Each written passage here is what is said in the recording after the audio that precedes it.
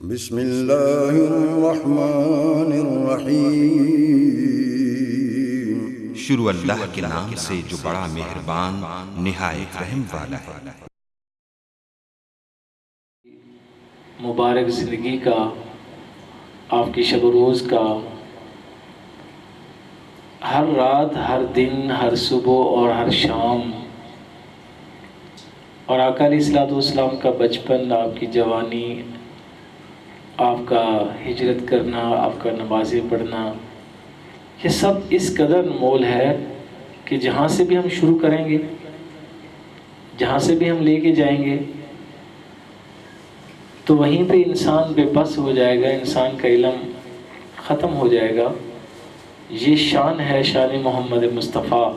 صلی اللہ علیہ وآلہ وسلم۔ آپ علیہ الصلوۃ والسلام کا نبوت کے بعد کا جو مقام ہے وہ تو ہے ہی۔ آپ علیہ الصلوۃ والسلام کا بچپن بھی اس قدر شاندار ہے کہ رسول اللہ صلی اللہ علیہ وسلم کے بچپن کی اگر آپ چند مثالیں لیں تو آپ حیران ہو جائیں گے کہ اللہ رب العالمین نے آپ کو بچپن میں کس انداز میں اللہ کریم نے آپ کو پروان چڑھایا، اور اللہ کریم کے انعامات اور اللہ کی مدد کیسے لمحہ بلمحہ آپ کے ساتھ رہی۔ جناب ابو طالب فرماتے ہیں کہ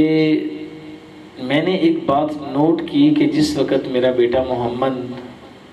میرے سب بیٹوں کے ساتھ مل کر بیٹھ کے کھانا کھاتا تھا تو اس وقت حالت یہ ہوتی تھی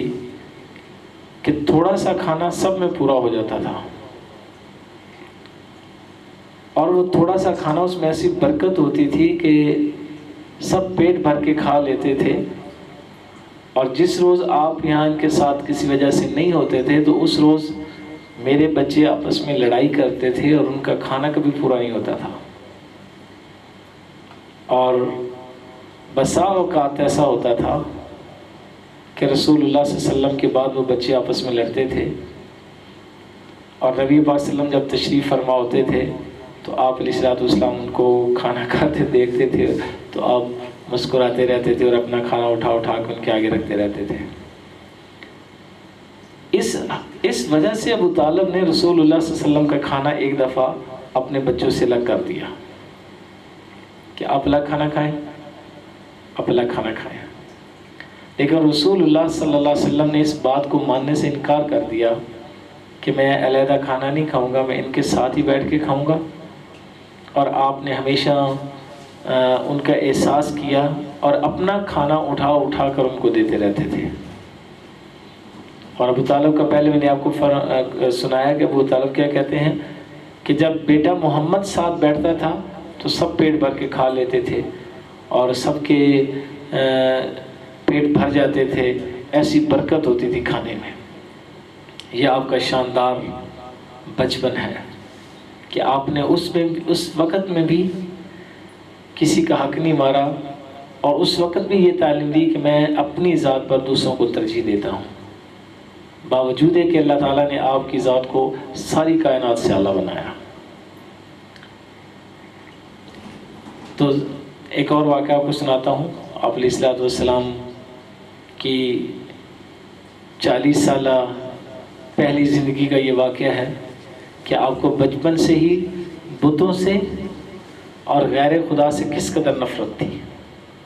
حضرت زید بن حارثہ رضی اللہ تعالیٰ عنہ اپنے بیٹے سے کہہ رہے ہیں کہ میں آپ کو بتاؤں کہ ایک دفعہ میں رسول اللہ صلی اللہ علیہ وسلم کے ساتھ طواف کر رہا تھا، اور جب طواف کرتے کرتے میں اصاف اور نائلہ جو بت پڑے تھے ان کے پاس ہوا تو میں نے ارادہ کیا کہ میں ان کو چھو لوں۔ چکر میں جب چل رہا تھا تو رسول اللہ صلی اللہ علیہ وسلم نے مجھے منع کر دیا، آپ نے فرمایا ان کو ہاتھ نہیں لگانا، ان کو نہیں چھونا۔ اب دوسرے چکر میں نے ہاتھ لگا ہی لیا تو نبی پاک صلی اللہ علیہ وسلم غصے ہو گئے اور آپ نے فرمایا میں نے تمہیں منع نہیں کیا تھا۔ تو آپ علیہ الصلوۃ والسلام نے اپنے بچپن میں بھی، اپنی جوانی میں بھی، اور اپنے جوانی کے بعد والے ایام میں بھی رسول اللہ صلی اللہ علیہ وسلم نے اسوہ حسنہ جو دنیا کو دیا ہے، وہ اسوہ حسنہ کسی اور نے نہیں دیا،